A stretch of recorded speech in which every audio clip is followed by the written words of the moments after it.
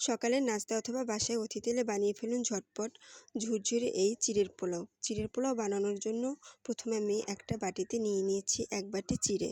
চিড়েটাকে একটু জল দিয়ে ধুয়ে জলটা ঝরিয়ে রেখে দিয়ে চুলায় একটা প্যান দেব। প্যানটা একটু গরম হয়ে গেলে দিয়ে দিচ্ছি 1 চামচ ঘি।